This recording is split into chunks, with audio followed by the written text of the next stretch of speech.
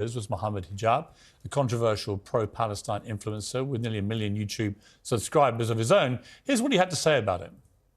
Do you think Piers Morgan, on fair grounds, would try and speak to me about an issue like this? Or Ben Shapiro, when they know what I'm going to come with? Absolutely not. Don't pretend you don't know who I am. You've been watching my videos. You know what I'm about. Your silence is deafening. And your cowardice is apparent. Well, Mohammed Hijab joins me now. Mohammed, thank you very much for coming in. I hadn't actually watched your videos. I have now. I've watched a few of them. I'm aware you've got a massive following. You've got nearly 1 million YouTube subscribers.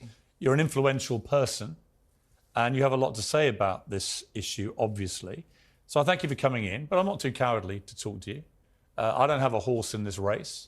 I think I've tried to straddle a divide of being fair-minded with all sides. I've had all voices on the show. I commend you for that, actually, to be honest, for bringing me on. But do realise I did caveat that with on fair ground. So let's hope that this interview is conducted. I intend to be completely fair. Yeah, sure. I promise you, because all I want to get to here is a real sense of what is going to happen.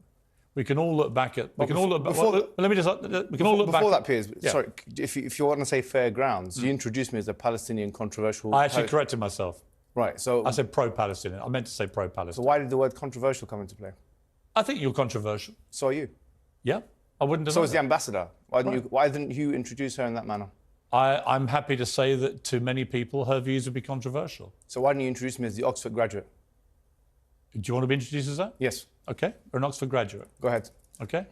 No problem. You can be introduced as anything you like, frankly. You believe any of the reports that women were raped? No, I didn't say that. I said that it's still to be do you think they were raped? No, I don't know. It's like the Russell Brand thing. You said we don't know. We need to see the evidence. So why do you apply two different standards? Okay, so it's been reported. When it's Israel, we know they're raped. When it's Russell Brand, you don't know because it's your friend. No, it's been reported by legitimate news sources. When it's Israel, you know they're raped. But when it's Russell Brand, you don't know. Them. When it's Russell Brand, you don't know if they're raped. There's some comparison between Russell Brand and what's happened. It's the same thing. It's a rape allegation. Why are you stuttering? Is the state of Israel, who are illegally occupying Gaza and the West Bank according to international law, and even the ICJ said that, okay, which is, as you know, an organ of the UN, all right? So this is international law.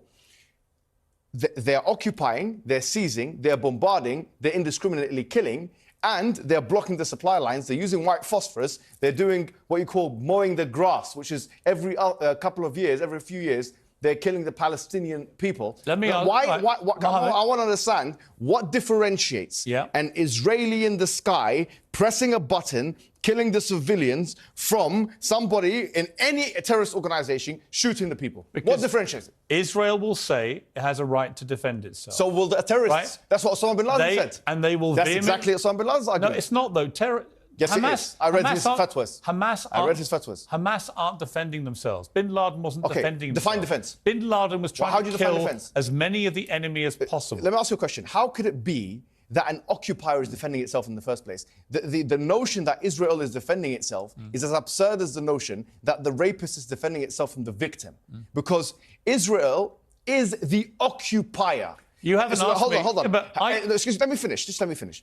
An occupier by international law definition means that they are already in an offensive posture. If they're in an offensive posture, if someone brings you to Piers Morgan, grabs you by the thing, throws you into your bathroom, you're in your bathroom, you're screaming and they're eating food, having a good time. One day you come out of your bathroom, you try and fight one of them, who's defending who from who? Mohammed, how can you self-defend when you're occupying? Answer me this question. Let me speak now. No, but answer the question. Let me speak. Answer the question first. Fine, I'm going to speak. Yeah.